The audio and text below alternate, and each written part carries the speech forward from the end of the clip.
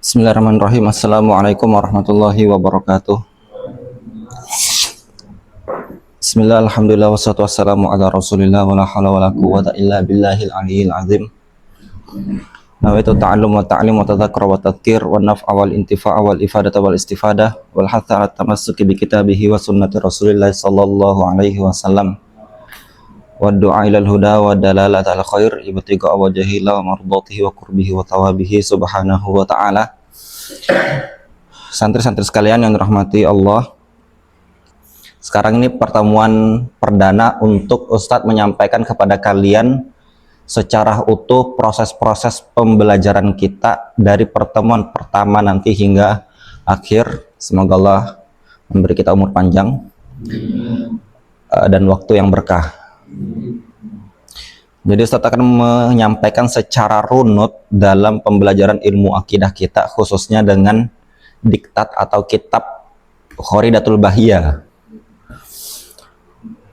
Ustadz sudah jelaskan di tahun pelajaran sebelumnya tentang pentingnya membahas muqaddimah sebelum masuk ke kitab yang akan kita pelajari, sebelum kita membahas isi-isi dari kitab Khoridatul Bahiyah. Yang pertama yang ingin Ustadz sampaikan bahwa muqaddimah itu terbagi menjadi dua. Muqaddimah terbagi menjadi dua. Yang pertama adalah muqaddimatul ilm,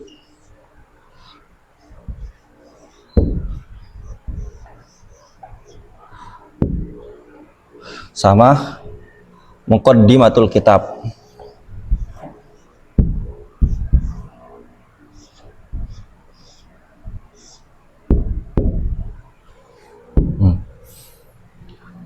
Muqaddimatul ilm yang akan kita jelaskan hari ini. Muqaddimatul ilm itu yaitu mabadi asyara itu.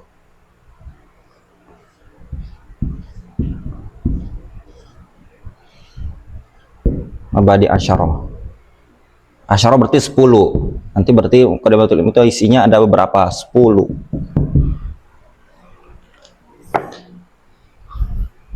Ini yang akan kita bahas hari ini. Langkah pertama sebelum masuk ke muqaddimatul kitab. Muqaddimatul kitab itu terbagi menjadi dua lagi nantinya. Ada muqaddimah muqaddimah hakiki.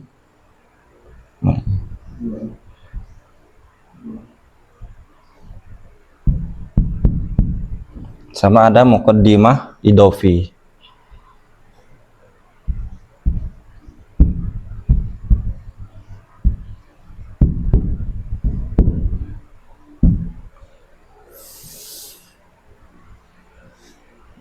Muqaddimah hakiki nantinya yaitu yang basmalah itu. Basmalah itu muqaddimah hakiki. Muqaddimah idofi yang hamdalah. Pertama, fungsinya ini untuk supaya kalian paham ketika suatu saat mengajar, runutannya seperti ini. Atau suatu saat kalian akan menulis buku, susunannya seperti ini. Usahakan kalian paham muqaddimatul ilmunya, terus usahakan dalam sebelum menulis buku ada muqaddimah kitabnya, yaitu terdiri dari hakiki, ada basmalahnya, terus ada muqaddimah idofinya, ada hamdalah memuji Allah, selawat kepada Nabi. Sudah ditulis? Sudah? Ada yang masih ingat 10 mabadi asyarah? Coba.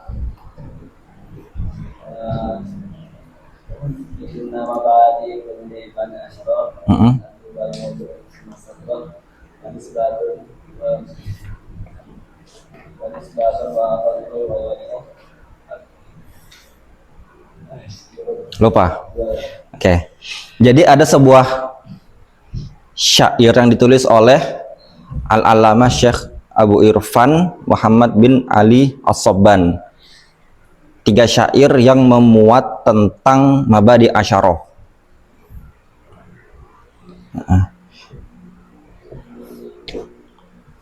Inna mabadi kulli fannin asyara al-hadd wal maudu'u tsumma thamra. Terus wa fadluhu wa nisbatun wal wadi wal ismul istimdadu hukmu syari' masailun wal ba'du bil ba'di iktafa wa man darul jami'a hadzas syarafa. Dari Syekh Abu Irfan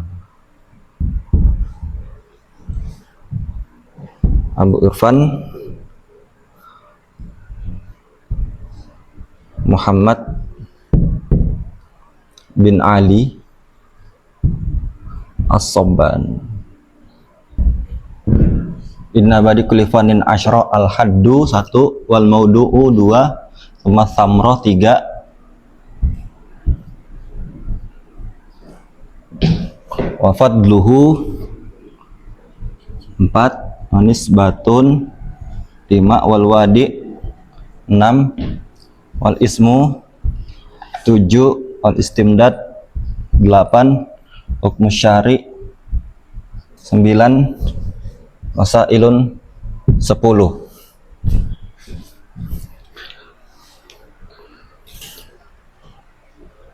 Inna badi kulli fannin asyarah, bahwa mabadi pengantar atau prinsip dasar dalam setiap fan ilmu, entah tafsir, akidah, hadis, fikih, usul fiqh, nahwu, shorof, dan lain-lain, ada 10. Setiap ilmu, fan ilmu pasti ada yang 10 ini. Al-haddu wal maudu tsumma thamra sampai masailun. Terus al-haddu adalah takrif, pengertian ilmunya apa, ilmu akidah apa. Nah, ini ilmu akidah Ustaz tulis nih. Wal maudu'nya apa? Pembahasan tema-temanya apa saja. Tsumma thamra. Thamra ini buah. Buah dari belajar ilmunya apa? Maksudnya manfaat belajar ilmu akidah apa nantinya. Wa fadluhu, keutamaan ilmu akidah apa? Kenapa kita mesti belajar ilmu akidah? Apa hal yang bisa memotivasi kita sehingga kita mau belajar ilmu akidah? Nah, di fadluhu nanti sini kita menjelaskan. Wa nisbatun, hubungan ilmu akidah dengan ilmu lainnya apa? Katanya ilmu itu saling terikat. Nah, nanti ikatan dengan ilmu akidah dengan ilmu lainnya itu apa? Wal wadi, peletak ilmu akidah, maksudnya yang pertama kali membukukan kitab ilmu akidah. Karena kalau akidah secara asal peletaknya ya sejak Nabi Adam sudah ada akidah, sudah ada tauhid. Sejak zaman Rasul sudah ada ilmu akidah, tapi maksudnya al-wadi, peletak, bukan penemu, tapi lebih kepada orang yang pertama kali membuat sebuah manhaj, metode, atau mengumpulkan sehingga menjadi kitab yang disebut dengan kitab ilmu akidah atau ilmu tauhid dan lain-lain. Wal ismu, nama ilmu yang kita pelajari apa? Ilmu akidah. Tapi ada nama-nama lainnya lagi di bidang ilmu akidah. Ustaz ada nulis sekitar 9 kurang lebih untuk nama-nama macam ilmu akidah. Al-istimdad. Istimdad ini sumber pengambilan ilmu akidah itu dari mana? Terus hukum syari, hukum mempelajari ilmu akidah. Lalu terakhir masailun, permasalahan yang dibahas di ilmu akidah itu apa? Sehingga 10 ini nantinya akan membuat peta besar perjalanan kalian dalam mempelajari ilmu akidah, sehingga kalian punya ketenangan dalam belajar ilmu akidah. Kalian pergi ke hutan, ke gunung tanpa ada peta, nanti pos 1, pos 2, pos 3-nya di mana ya? Kalian pergi tanpa pengetahuan keadaan jalannya seperti apa, apakah banyak jurang, apakah berbatu, apakah banyak duri-duri. Kalian nggak punya pengetahuan seperti itu, peta perjalanannya, maka kalian memiliki hati yang resah, kira-kira apa ya nanti lagi di depan yang akan terjadi. Jangan sampai jalannya becek, berair dalam hutan, tapi kalian malah misalnya bawa nggak bawa baju ganti. Jadi kalian punya persiapan sebelum pergi ke perjalanan, kalian punya bekal. Nah, ini tujuan peta ilmu ini supaya kalian punya bekal persiapan dan hati kalian tenang dalam mengikuti proses-proses penjelasan ilmu akidah yang akan kita bahas nantinya. Nah, ini fungsi dari mengetahui ilmu mabadi asyarah. Wal ba'du bil ba'di iktafa. Sebagian dari sebagian lainnya itu cukup. Maksudnya mengetahui sebagian ini saja, sebenarnya nggak harus 10. Itu sudah mencukupi. Kalian sudah tahu takrifnya, sudah tahu manfaatnya apa, keutamaannya apa, hukumnya apa, itu sudah cukup. Artinya kalian sudah punya gambaran. Tapi wa man darul jami'ah hazaz syarafa. Tapi siapa yang mengetahui seluruhnya, yang 10 ini, hazaz syarafa, akan mendapat kemuliaan. Artinya kemuliaan akan lebih dimudahkan lagi. Memiliki persiapan sedikit dan memiliki persiapan banyak itu lebih bagus persiapan yang banyak. Makanya memiliki yang 10 ini lebih baik. Nah, ini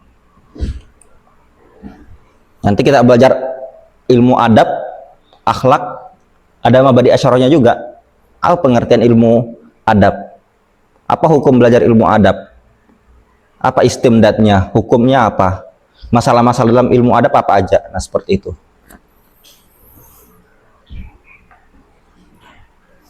Sudah?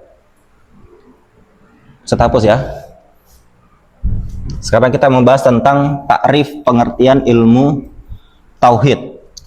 Ilmun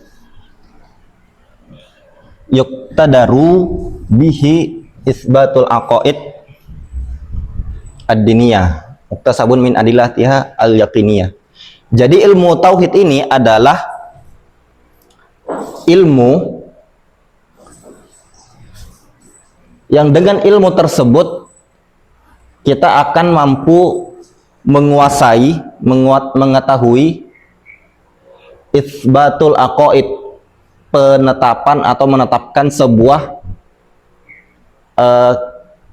keyakinan-keyakinan ad-diniyah, keyakinan-keyakinan agama. Jadi kalau tahu ilmu tauhid, ya ilmu tauhid itu membahas tentang ya ini ilmu yang nantinya menetapkan sebuah keyakinan-keyakinan agama, di mana kita cara mendapatkannya muktasabun min adillatiha al-yaqiniyah. Untuk menetapkan sebuah keyakinan-keyakinan agama itu diambil dari dalil-dalil yang yakiniyah. Harus yakin. Sehingga berdalil dalam ilmu tauhid itu dengan dalil yakiniyah. Yang yakin, pasti benar. Al-Quran pasti benar kan? Mutawatir. Hadis mesti menggunakan hadis sahih, jangan menggunakan hadis dhaif. Sahih kan pasti benar. Nah, itu yakiniyah. Jangan menggunakan hadis dhaif. Seperti itu. Karena yang bahas tentang keyakinan-keyakinan berbeda dengan fikih. Fikih itu masih menggunakan yang zonni, masih bisa menggunakan prasangka di situ. Kalau dalam akidah nggak boleh menggunakan prasangka. Kayaknya begini deh Tuhan, nggak boleh begitu. Mesti ada dalil yakiniyahnya yang mutawatir. Hadis ahad bisa nggak? Masih ingat hadis ahad? Berapa macam? Ada 3. Masyhur, aziz, gorib. Gorib berapa perawinya? 1. Aziz 2 atau 3. Terus masyhur 3 ke atas, dengan batas tidak mencapai mutawatir. Nah, itu masih diperdebatkan. Hadis ahad ada yang bisa digunakan untuk akidah, berdalil dengan akidah, ada juga enggak. Ya karena masih dengan alasan perawinya sedikit. Berbeda dengan Al-Quran, itu kan mutawatir, banyak orang yang meriwayatkan, banyak penghafal Al-Quran yang bisa membenarkan. Seperti itu. Berbeda dengan hadis-hadis yang diriwayatkan sedikit, masih ada kemungkinan kayaknya bisa ada kesalahan di situ. Nah, itu kita makanya ketika belajar akidah itu kita mesti hati-hati, jangan sampai salah dalam berdalil sehingga salah mensifati Allah Subhanahu wa taala. Yang kedua, apa setelah takrif tadi al-had? Maudu.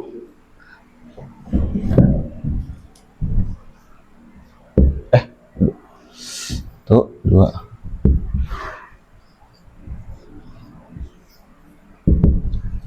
Maudu. Maudu'nya itu membahas tentang zat-zat zat Allah dari segi wajibnya. Jadi membahas tentang sifat wajib, mustahil, jaiznya Allah. Jadi ini nanti bahas tentang sifatnya. Terus nanti Rasul bahas tentang wajib, jaiz, mustahilnya. Seperti itu. Nanti terakhir yang berbicara tentang sam'iyatnya itu, berbicara tentang alam-alam goib, neraka, surga, telaga Kausar, dan lain-lainnya. Nah, ini maudu'nya, pembahasan tema-tema kita di ilmu akidah.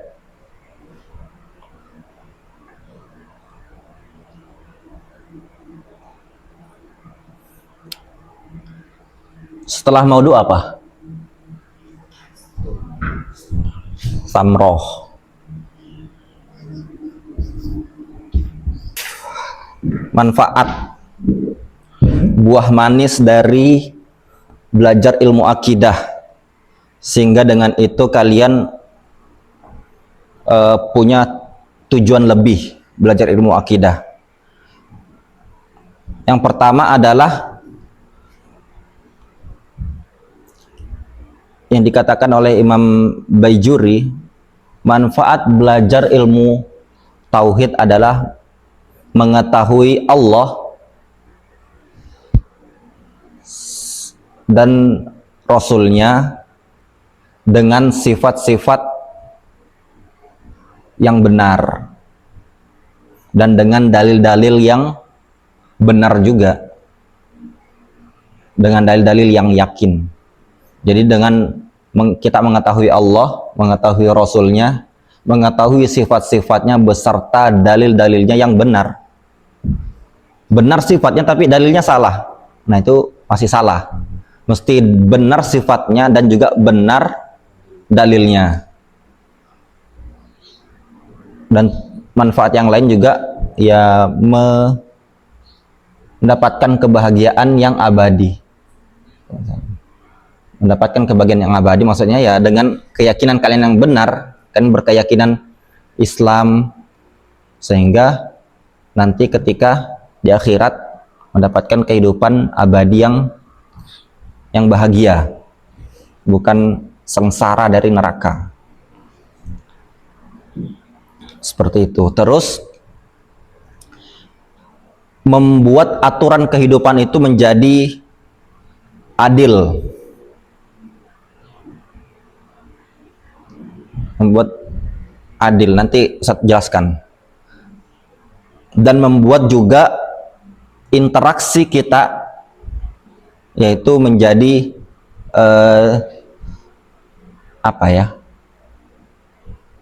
menjadi nyaman, nggak ada kerusakan atau kezoliman di dalamnya. Kalian kebayang nggak hidup tanpa aturan Allah? Kan hidup tanpa aturan Allah, di mana orang saling membunuh, di mana orang akan saling mencuri barang-barang kalian, di mana orang-orang akan saling berzina, di mana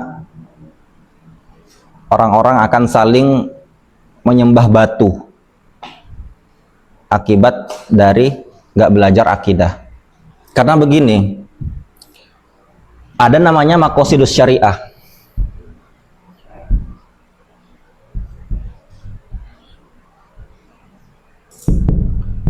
Maqasidus syariah. Kalian pernah dengar nggak? Ada berapa? Ada 5. Maksud syariat itu ada 5. Yang pertama, hifzuddin.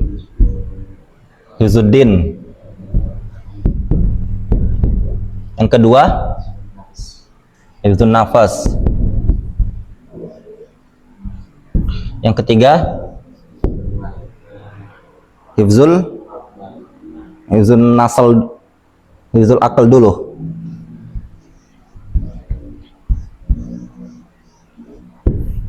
Terus yang keempat, hifzun nasl.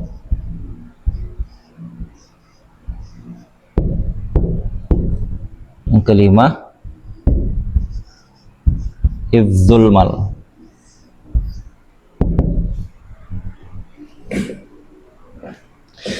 Tujuan Allah memberikan kita beban syariat, ini tujuannya.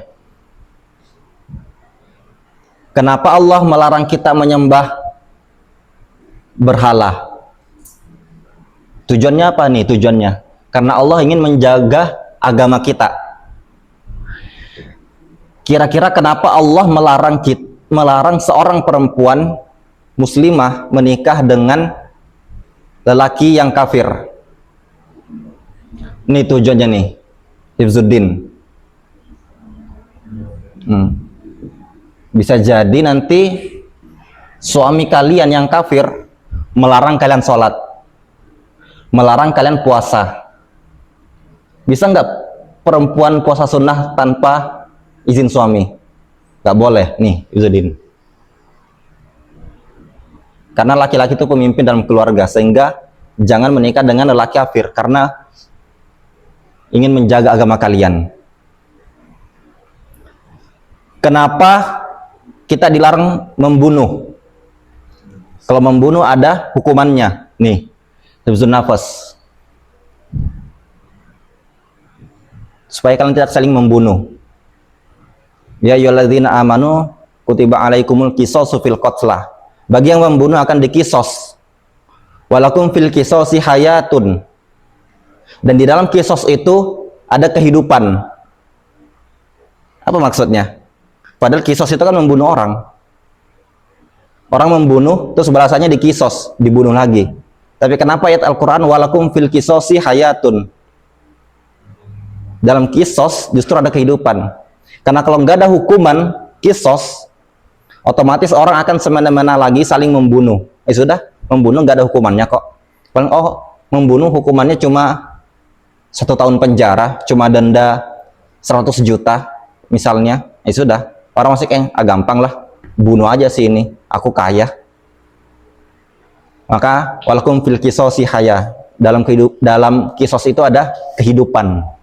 Nih, hifzun nafas, nggak boleh saling membunuh supaya manusia tetap hidup. Hifzul akal. Kenapa Allah ngelarang kita minum khamar? Sebagian orang yang minum khamar itu katanya malah makin tenang. Nih, minum khamar hilang akal kalian. Tidur tengah jalan karena hilang akalnya. Hilang akal, akhirnya gak boleh sholat dan lain-lain. Terganggu juga hifzuddinnya. Kenapa kalian gak boleh pacaran? Kenapa gak boleh berzina? La taqrabuz zina innahu kana fahisyata. Hifzun nasl. Nggak boleh, ini asalnya keturunan ya. Nggak boleh ada keturunan yang di luar dari pernikahan. Atau nanti misalnya berzina di luar dari nikah. Terus dia sering berzina. Terus dia hamil. Sekarang anak siapa di kandungan itu? Dengan banyaknya lelaki yang berhubungan dengan satu perempuan. Rusak keturunannya. Terus nanti kalau ada anaknya, yang jadi walinya dia siapa?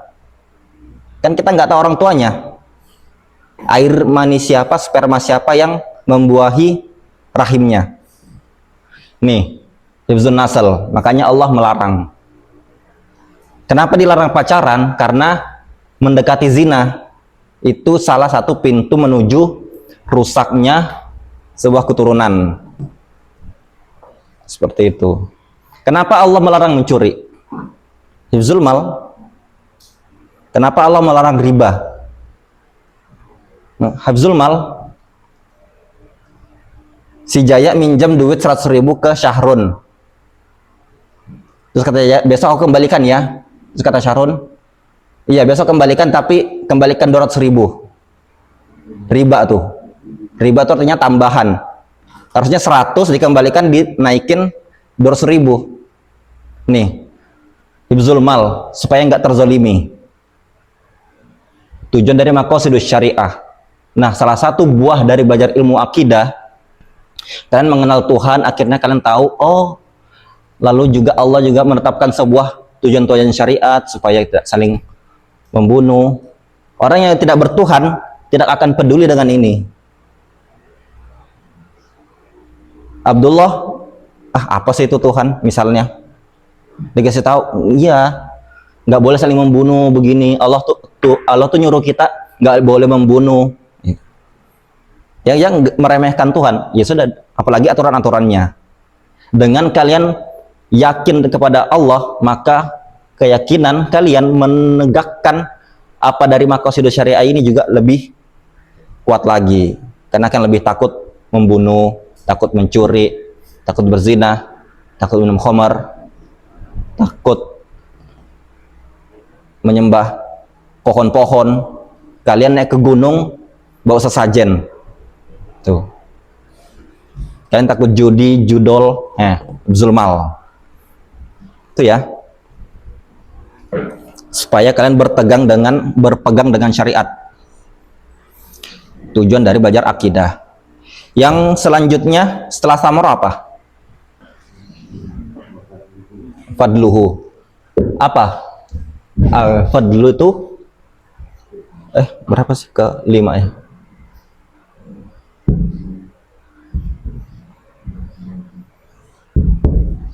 Keutamaan ilmu tauhid. Keutamaannya adalah asyraful ulum, ilmu yang paling mulia.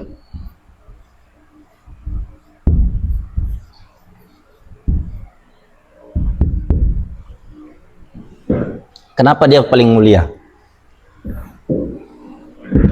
Karena dia berkaitan dengan zat Allah dan zat Rasul-Rasulnya. Dia membahas tentang sifat-sifat Allah, sifat-sifat Rasul. Karena Allah itu mulia nggak? Maha mulia. Para Rasul mulia nggak? Sangat mulia.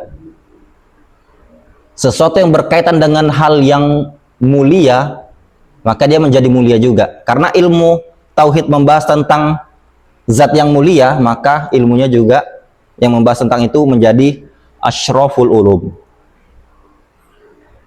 Al-Quran itu mulia nggak?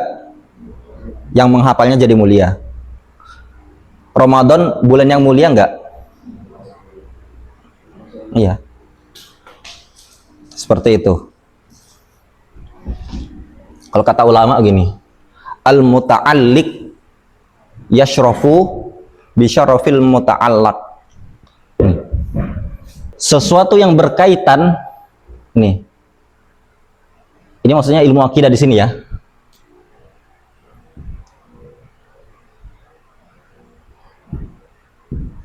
Sesuatu yang berkaitan akan mulia dengan sesuatu yang berkaitan dengannya.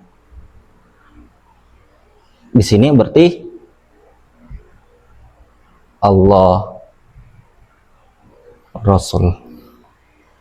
Seperti itu.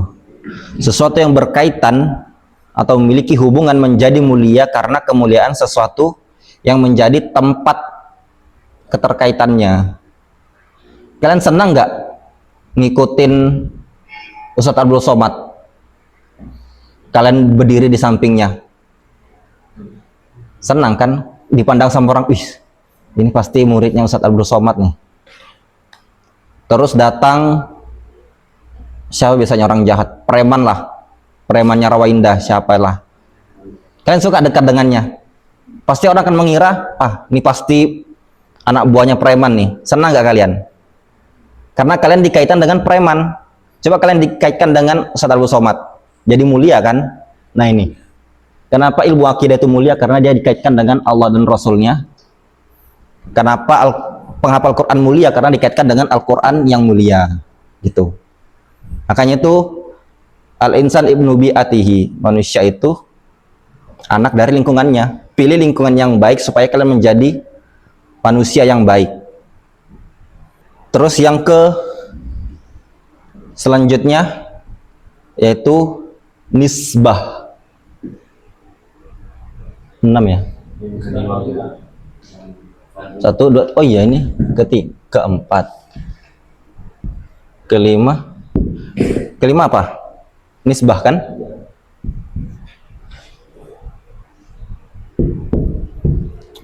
Hubungan antara ilmu tauhid atau ilmu akidah dengan ilmu yang lainnya apa? Yaitu ilmu akidah itu menjadi usul ulumus syar'iyah.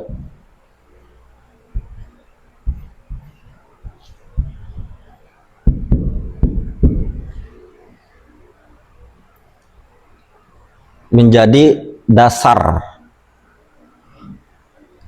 Adapun ilmu-ilmu yang lainnya misal tafsir, hadis, lalu fikih, itu dia menjadi cabang doang. Usul kan dasarnya. Nanti ini cabang-cabangnya ini pokoknya. Jadi ilmu akidah itu ini dia jadi pokok. Nih.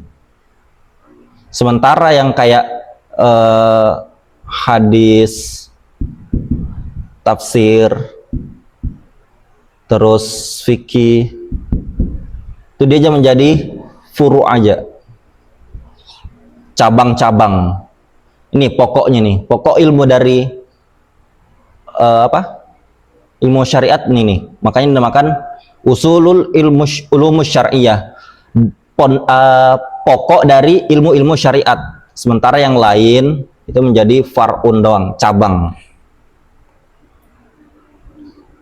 Kalian mau nggak belajar tafsir orang yang akidahnya salah? Kalian mau belajar fikih dengan orang yang berakidah salah? Akan. Jangan sampai kalian belajar dengan guru yang akidahnya salah, karena akan far'unnya kalian akan banyak kesalahan juga nantinya. Makanya akidah itu penting. Ya. Udah habis waktunya. Habis ini apa? Hadasah. Berarti ini 5 ya. Berarti 6 sampai 10 di pertemuan selanjutnya. Ini sedikit aja supaya kalian setidaknya paham dulu. Kalian punya semangat tinggi dulu untuk belajar akidah. Nih, kita pompa dari sini. Itu aja ya. Wallahu a'lam bishawab. Assalamualaikum warahmatullahi wabarakatuh.